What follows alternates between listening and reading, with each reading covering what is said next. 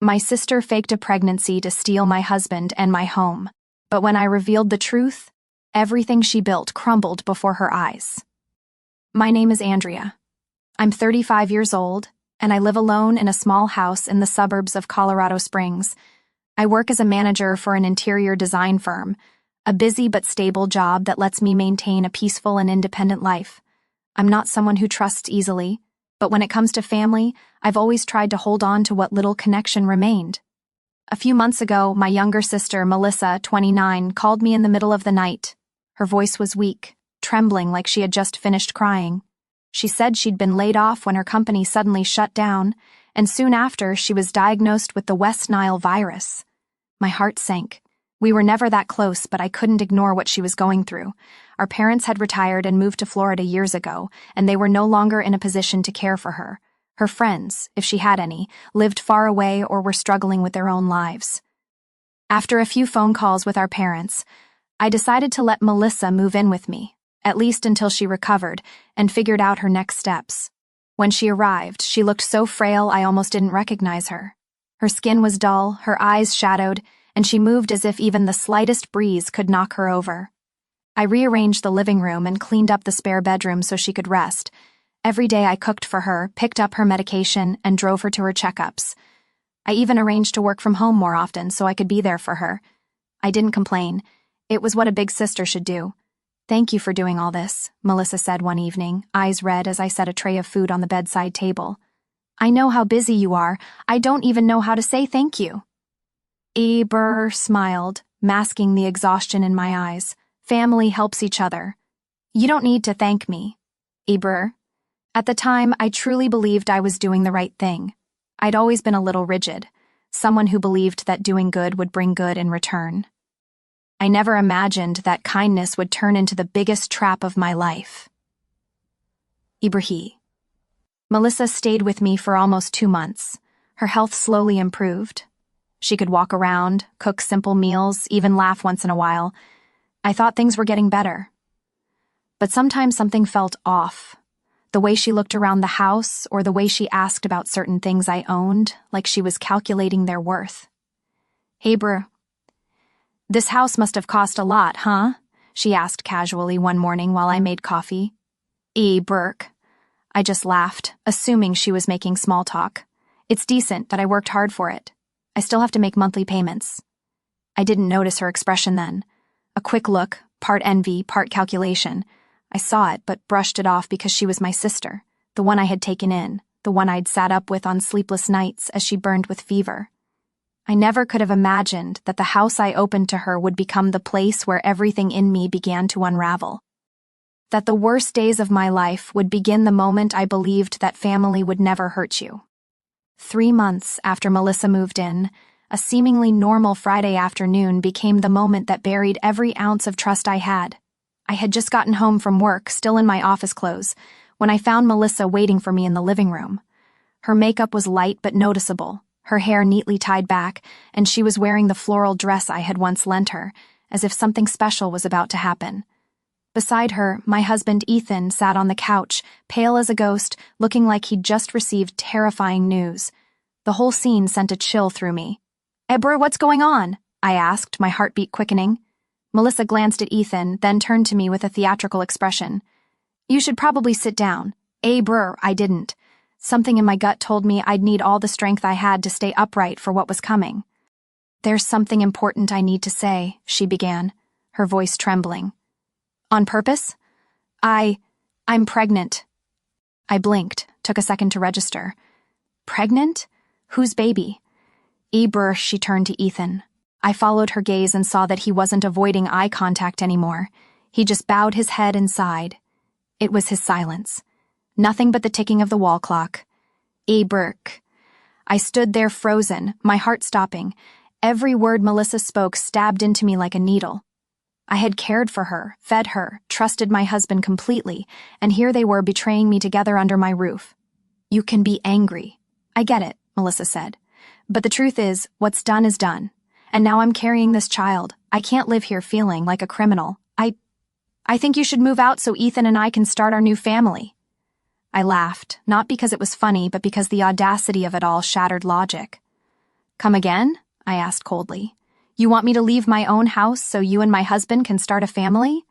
Abraham, I just thought, she faltered, you'd understand. We're family. This baby, it's your niece or nephew. Abraham, don't call me your sister. I cut her off, my voice ice. That baby is a result of betrayal. While you were living off my food, my medicine, under my roof. Abraham said nothing. I turned to him. You have nothing to say? Abraham, I didn't know Melissa would tell you like this. So, you knew? I pressed it only happened a few times I thought we could kid in. I let out a dry laugh. You thought you could live, a double life in this house and I'd never find out. I didn't cry. I had no tears left when trust had already been burned to ash. I walked upstairs, grabbed a small bag, my house deed, and my bank cards. Then I came back down and placed them all on the table. I'm not going anywhere, I said, looking Melissa dead in the eye. This house is in my name, every brick, every chair, paid for by me. If anyone's uncomfortable here, they can leave. Melissa looked at me like she couldn't believe what she was hearing. But I'm pregnant. Don't use that baby to shield your greed, I said. If you had the nerve to sleep with my husband, you should have the nerve to find your own place. Ethan stayed silent, his gaze on the floor, defeated. I didn't have to shout or break things. My silence was louder than any scream. I would never forgive them. At that moment, I knew a door had closed forever. And the saddest part, the one who shut it was the person who once called me sister. Melissa stood frozen, her face drained of color. Ethan sat there like he was awaiting a verdict. I crossed my arms, holding myself steady, even as my heart pounded. But my voice, it didn't waver. It was sharp, precise. I'll be filing for divorce on Monday, I said, eyes fixed on Ethan. You can pack your things tonight. And Melissa, I turned to her. You're no longer welcome here. For you can't do this, Melissa stammered. I have nowhere else to go. I'm pregnant. Are you really going to kick me out onto the street? Shh. I let out a cold laugh. That's funny. When you were trying to steal my husband and kick me out of my own home? Did that cross your mind? Ethan looked up slightly, his eyes dazed. Andrea, I know I messed up. I know there's no excuse. But you have to understand, what happened between me and Melissa didn't start as a plan. It just spiraled. Spiraled? I repeated, nearly laughing. You're talking about betrayal, not slipping in the shower. I walked straight to the small safe in the corner of the room and pulled out the house documents. Every single one in my name because I bought the house before we got married. I laid them out on the table one by one as if spelling out a truth they could no longer deny. Melissa, I said slowly. You thought this house belonged to both me and Ethan, didn't you? She nodded, her eyes filled with confusion and fear. That's unfortunate. You should have checked before trying to take something that was never yours. Ethan doesn't own a thing here. No title, no stake, not even a savings account. I turned to Ethan and saw the shame and desperation all over his face. Melissa looked like she'd been hit with a bucket of ice water. She turned to him, eyes wide.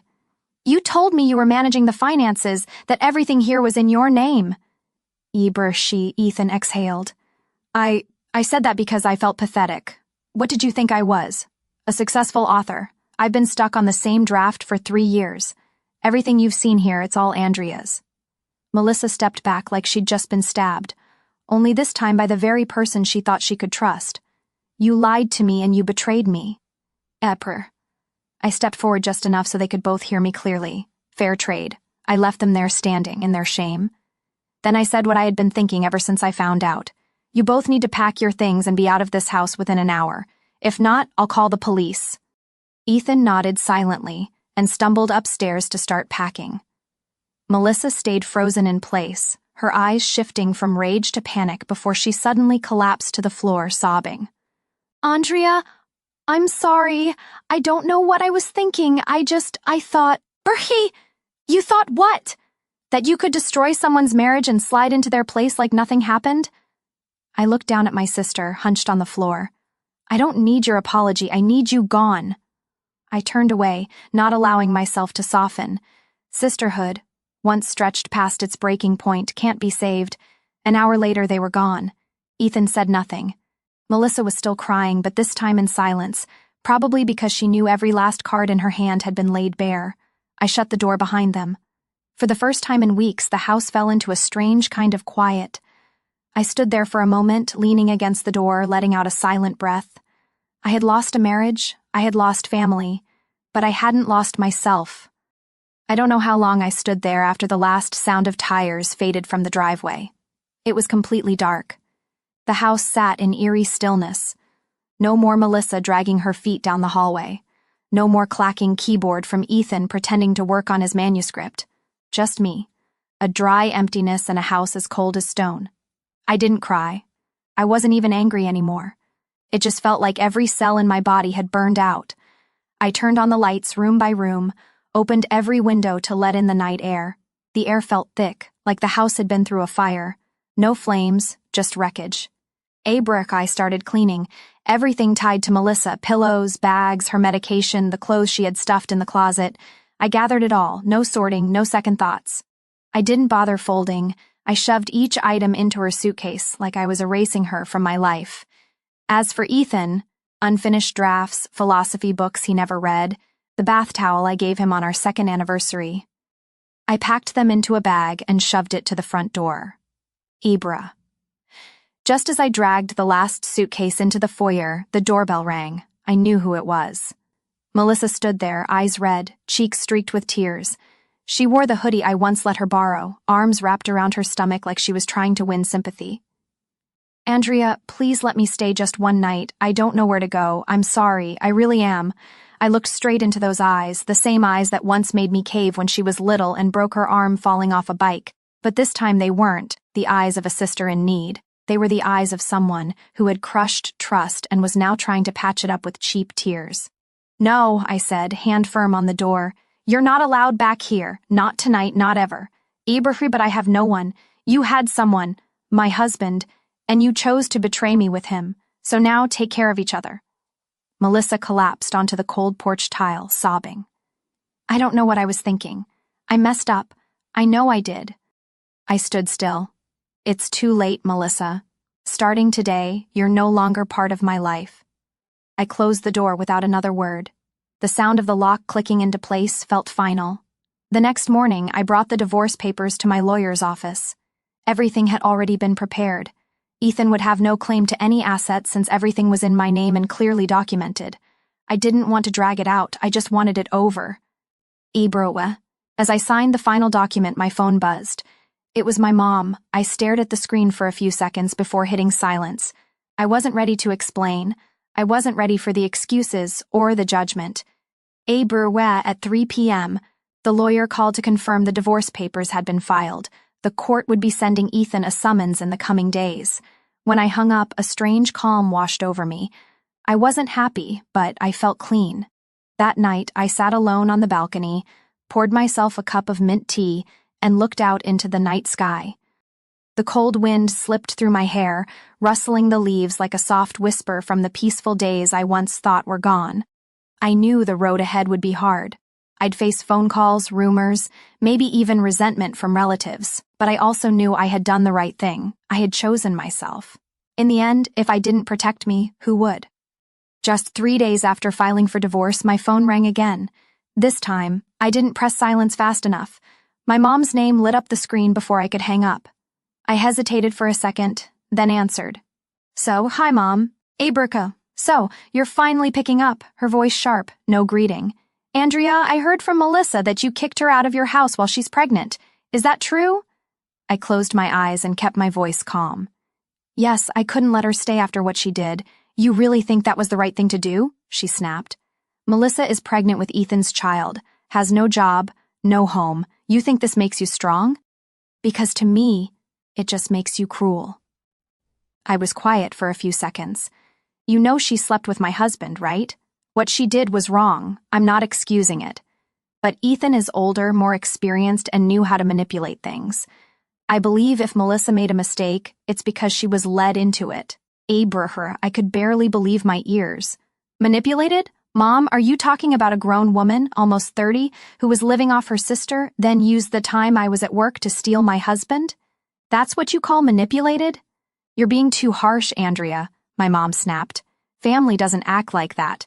When someone stumbles, we don't throw them out. We reach out and lift them up. Abriki. I already reached out, Mom. I took a deep breath. I let Melissa into my home. I took care of her. Every meal, every prescription, and the way she thanked me was with the most blatant betrayal imaginable. There was silence on the other end for a few seconds. Then my mom's voice softened. She's still your sister. And that baby. It's blood. It's family. You can't be so heartless. Aberhi. I closed my eyes. For a moment I was pulled back to childhood, when I was always the one expected to be stronger, to give in to my weaker little sister, even when it was never fair. And now, the same script was playing again. Except this time, the price wasn't a toy or a slice of cake. It was my entire marriage and my dignity. "I'm sorry, Mom," I said, my voice strangely calm. "But this time, I'm not backing down. Not anymore."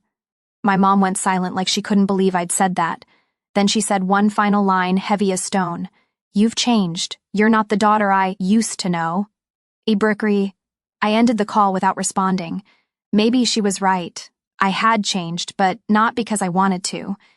They had forced me to so I wouldn't get trampled again. The next morning, I got a text from my dad. Short and to the point, "Your mother's really upset. If you can think this over, family shouldn't turn their backs on each other over a mistake." I didn't respond. I didn't have the energy to explain myself to people who only saw one side of the story. They hadn't lived in that house. They didn't come home late at night to find Melissa and Ethan on the couch, laughing at some movie like I didn't exist. They weren't the ones who trusted and got betrayed under their own roof. By the afternoon, I emailed my lawyer and asked them to expedite the divorce. I attached additional documents, statements, and anything else needed. I wanted this to end as soon as possible. No more dragging it out. No more chances for anyone to pull me back into that chaos. That night, just as I turned off the lights and got ready for bed, the doorbell rang again. I peeked through the curtain. It was my mother standing there in a thin coat, clutching her purse tightly. When she looked up at the window, her expression wasn't angry or sharp like on the phone. It was something else, something I couldn't name. She. I didn't open the door. I just stood there watching quietly, then turned around and walked away. Not because I didn't love her, but because I couldn't keep loving without being protected. A week after the tense call with my mom, I thought things had finally settled down. I went back to work, focused on my unfinished projects, tried to keep my mind from slipping back into the pain my family had caused. But the peace lasted only 3 days. Monday morning, just as I walked into the office, my assistant Sam rushed up to me with a concerned face. "Andrea, there's an older woman. She's been sitting in the lobby since 8 a.m. Says she's your mother and it's urgent." I sighed, not even trying to hide how tired I was. I didn't want a scene at work, so I nodded and told Sam to bring her to a small meeting room. As soon as the door closed, she pulled an envelope from her purse and slid it across the table. "Ultrasound results. Melissa lost the baby. The doctor said it was due to stress." I said nothing, just stared at the paper, feeling cold inside. "Brr. See what you've done?" she hissed, her voice shaking with anger. "You pushed your sister to this. Is that how a big sister behaves?" I looked up at her, meeting her eyes. I didn't make Melissa do anything. She made her own choices. And as for the miscarriage, I took a breath. "I'm sorry it happened, but I'm not responsible for someone else's emotions or decisions." A pregnant woman kicked out of her home with no one and nowhere to go. Do you really think that wouldn't affect her mentally? And you still think you're right? Each word hit like a slap. Not because I felt guilty, but because it hit me. My family never truly stood with me. Then why didn't you take Melissa in, Mom, or any of the relatives who care so much? Everyone's quick to defend her, right? She didn't answer. I went on, my voice no longer soft, because all of you are quick to judge. But when it's time to actually help, nobody steps up. Don't guilt me into carrying consequences for mistakes that weren't mine. My mom stood up abruptly, her eyes red with rage. "You've become so cold, Andrea. You have no heart left." "No, Mom," I replied firmly. "I'm just learning how to protect my heart after it was shattered by the people I loved the most." She said nothing more. She just left the ultrasound paper on the table and walked out. The door clicked shut behind her softly, but with the weight of a boulder. That afternoon, I got a message from a relative. Aunt Evelyn, my mom's cousin. Someone I rarely saw. "Andrea, I don't want to interfere, but everyone in the family is talking. They all say you've gone too far. Melissa's heartbroken. Please reconsider. Brr. I held the phone, feeling numb. Everyone in the family, none of them were here, none of them saw it. Yet they had no problem deciding who was right and wrong like they were reading some cheap novel. I replied with just one sentence. If everyone cares so much about Melissa, why hasn't anyone offered her a place to stay? No one responded. Brr. That night I got another call, this time from Jenna, my best friend from college. Her voice was tentative. What's going on?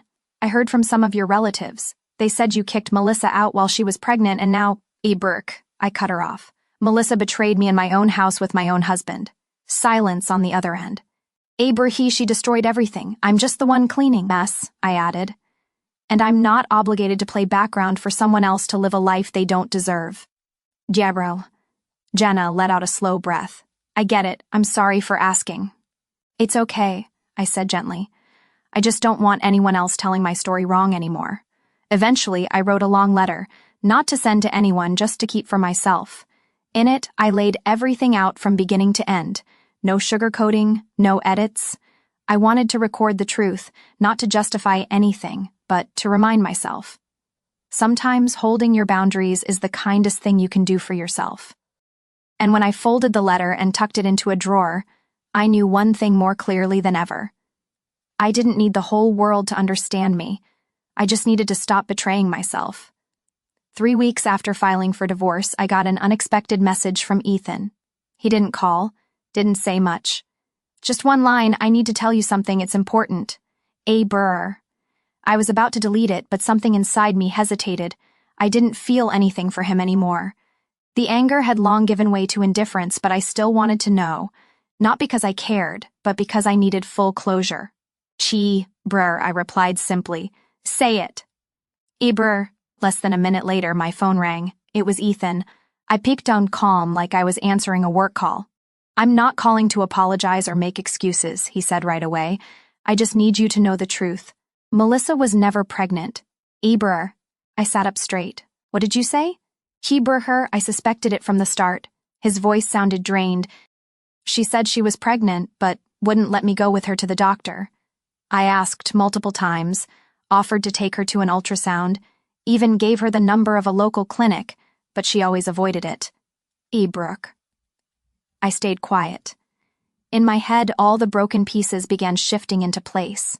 She just kept saying the doctor told her to rest, not to move around much. Ethan continued. Then when you got the ultrasound paper, it came from your mom, not Melissa. I never saw the original. She said she lost it. Brr. So the miscarriage was fake too? I asked, my voice low. Her, I asked her. She didn't answer, just cried. But there were no documents, no records, no doctor ever confirmed anything. She just one day said she lost the baby. I leaned back in my chair. My heart didn't ache. It clenched in a different way, a deeper kind of hurt. The feeling of being deceived to the core by your own family. I called because I heard your family's blaming you, saying you caused Melissa to miscarry. I couldn't let you carry that, Ethan said, hesitating. I know it's late, but the truth still deserves to be told. I didn't respond right away. My mind raced with questions. When did Melissa come up with this fake pregnancy? What was her plan? To trap Ethan, push me out of the house, or just earn pity? Forgiveness? Whatever her motive, one thing was now clear. She had never been pregnant. Bersa, thanks for telling the truth, I said, short but honest. Before hanging up, Ethan added, I know I don't deserve to say this, but I hope you find peace. And if you can, let it all go, Andrea. Don't let what happened between me and her stain the rest of your life. Ibrick. I didn't reply. I just hung up, then sat still for a long time, staring out the window. The next day, I printed the text exchange and wrote down everything Ethan said. Not to share with anyone, just to keep, as proof to myself that I wasn't crazy or cold or cruel, like my family had claimed. That afternoon, I called my mother. This time, I was the one to reach out. Berchi, do you have a minute? I asked. Aber, what's this about? Her voice was cold, guarded.